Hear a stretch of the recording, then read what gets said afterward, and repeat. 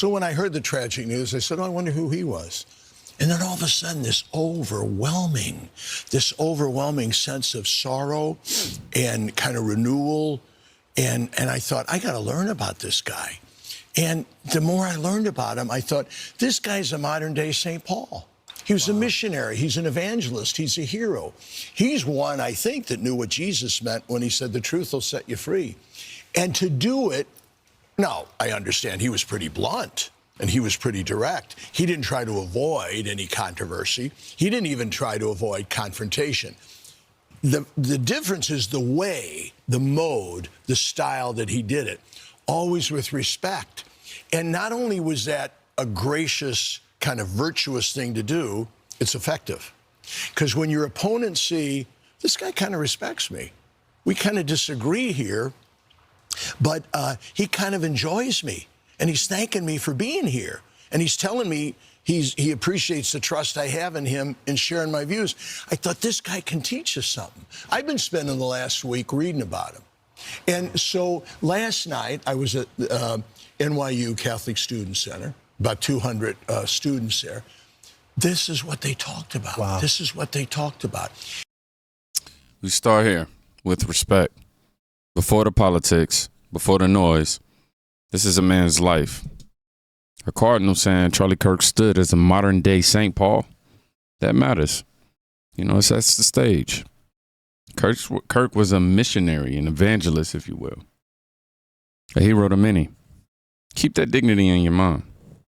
Because what came next from the media was the exact opposite. It's great. Even in death, Charlie keeps winning debates. You know, the media, this is what's disgusting. Just look at the reaction. The media is trying to make Jimmy Kimmel into their Charlie Kirk. But as if like getting fired is the same as getting fired upon. That's what disgusts me, is how they're trying. This is a blatant effort to get the stink off them. The decades of brainwash that created justification for violence and for murder. Sorry, guys, he's not a victim. The victim is Charlie Kirk. The victims are his family. I don't shed any tears for a lefty millionaire who can still go home and see his kids. So look at this through that prism. Jason Bateman predicts a reckoning over Kimmel's suspension. Sorry, dude, the reckoning began without you. Your side got thousands of conservatives thrown off social media. CNN tried to get Fox off the air. Do you remember that? Stelter, that don't say that. Stelter tried to get us off the air, and we're on a private airway. We're not in a public thing like ABC is. While they were doing this, they were promoting rhetoric that demonized people with different viewpoints. So there isn't a both sides here. You can't turn Kimmel into Kirk.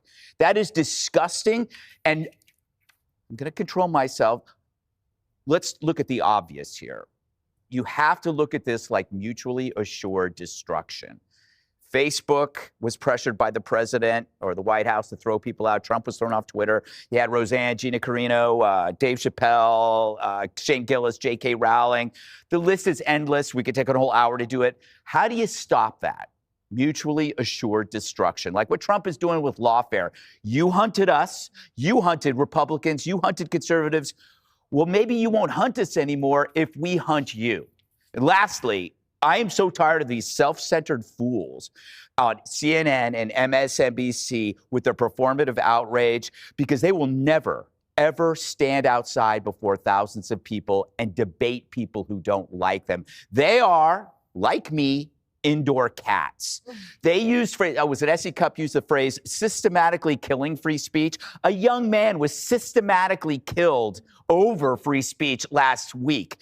Kimmel has every right and every opportunity to do a live, free show outdoors. And so could all those people on CNN, but they don't. If they did, they probably wouldn't get shot because no one is demonizing them. No one is calling them Hitler. That was your gig. Man, contrast couldn't be sharper. Kimmel, a late night host, gets X for crossing the line, while a conservative leader is gone forever. They want to make the story about comedy, contracts, but the truth is only one family is planning a funeral. And if the bar is decency, then leadership model it. Let's see what that looked like. So we're talking about this political violence thing. We have got to get back to the decency. You get up in the morning and you doom scroll through things, and although I will say this, the last few days you woke up thinking there might be news. Just saying. There will be news sometime, just so you know, there will be news. So we're talking. Wow. This is why trust collapses. You can't sermonize about decency today after celebrating violence yesterday. It's not just hypocrisy, it's dangerous, and it's a dangerous double speak. It didn't stop there. The rhetoric spilled into Congress too. Just a few days ago, a member of Congress of this body, Ilhan Omar, shared a video on her social media account about Charlie Kirk's murder, and I'll quote what it said. It said, "Charlie Kirk was Dr. Frankenstein, and his monster shot him through the neck." In other words, Charlie had it coming to him. The words that he said naturally led to his assassination. I mean, that is a reprehensible thing for a member of Congress to say, to suggest, to promote in any capacity. And there are people across this country who are losing their jobs for far less than this. And that, by the way, is a just response to acceptance and tolerance of political violence. Just a few days ago, a member of Congress. Now, when a sitting member of Congress amplifies the idea that someone deserved assassination, it crosses from speech into endorsement of dehumanization. That legitimizes hate at the very top. And if you think that's just fringe talk, look at what mainstream influencers are willing to say out loud. He's acting like Charlie had it coming. If you wanted Charlie Kirk to be alive, Donald Trump shouldn't have been president for the second term. You need conservatives to be afraid of getting killed when they go to events so that they look to their leadership to turn down the temperature. Wow. The issue is right now, they don't feel like there's any fear. That guy's name's Destiny, and he just learned his fate. He's fired and banned from making any more money on his site. You need conservatives to be afraid of getting killed when you go to events? CNN is defending this guy. He's acting like Charlie had it coming. Wow. Now, for YouTube's sake, I do not defend any comments that this guy made. I'm here only for educational purposes to provide context. But he said you need conservatives to be afraid of getting killed when they go to events. What's already said is, if I'm being completely honest, it's not like I'm some mega star or anything like that, right? However, when I'm out and about, what I'm seeing the climate of the modern world turned into, can't help but look over my shoulder a little bit. That's not political analysis, though. That's intimidation normalized. And while free speech protects words, it doesn't protect you from consequences at all. And isn't that y'all's slogan, the left? That's why he's facing the fallout, real fallout, because words shape culture, and culture breeds action. We've honored Charlie, okay? We've exposed the hypocrisy. We've shown the fallout. Now, here's the last place. The question that demands hard evidence. And this is what happened. Something made its way around the entire town and into my tips line repeatedly. It is a very clear image of Tyler Robinson, allegedly taken, I'll say allegedly for safety here, but it's looking right according to my timeline, allegedly taken at 6:38 p.m. at a nearby Dairy Queen. Here is that photo that we can show you. Wow. My guy just off somebody and when they got a burger or some chicken strip. What? Really? Just take a look at this photo. What is wrong with this picture? A lot is wrong with this picture. First and foremost, 6:38 p.m. You just shot someone. You have gone through great pains to hide your face, to change your outfit. But wait, You didn't fully change your outfit, did you? I'm looking at this photo and you're wearing jeans and you're wearing the maroon shirt. Now we have a 50-50 combo of the outfits. And now you're showing your eyes and you're not fearful at all that you might be recognized. Also, wow, you must have quite the stomach. You don't have a record. Next thing you know, you shoot someone and you're like, I'm just going to go have a meal. You don't seem to be too shaken or too upset. Something problematic is the location, by the way. We mapped this out. It's about 15 minutes away. Wow.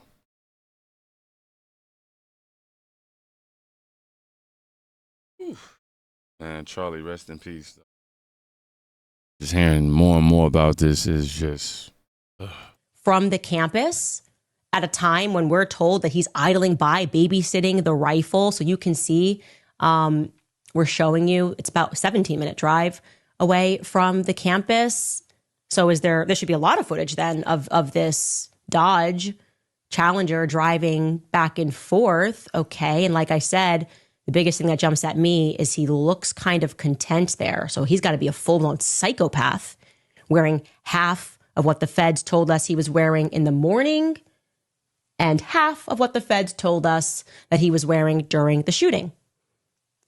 Okay, so why did he text in this exchange at all and say that he changed outfits? Wouldn't you have just said, I changed my T-shirt? If that's the reality, you just changed your T-shirt and that was enough? Was it just a T-shirt that he changed? The outfit, again, as I sensed yesterday, has always been problematic. I feel the outfit was the Fed mistake. It never made any sense to say that he wore an outfit onto campus, light khaki shorts and a maroon shirt, and then decided to completely change hours later. Because why wouldn't you just change the T-shirt? That actually makes more sense. Every kid wears blue jeans. You don't have to change blue jeans or change out of khaki shorts to avoid detection. That's not going to go, hey, we're stopping you because you're wearing blue jeans. That's not a thing. It would make much more sense if he had just changed his T-shirts. If that timestamp is real, then there are cameras everywhere. Street corners, parking lots, security feeds. You know that footage is out there, every corner. Come on, you go past the light 2 miles above the speed limit and you got a ticket in your mailbox. You got multiple businesses on the strip, home cameras. There's footage. I say release the footage. If the narrative is airtight, prove it. That's how you shut down doubt and rebuild trust.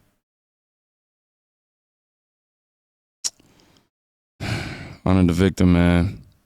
Demand consistency. Reject violence. And on the timeline, release the footage. Now, if you want more, if you made it to the end of this video, rather, type in receipts in the comments to share this video. Thank y'all for coming today. Please go check on a friend. You can quite literally be saving their life. Peace.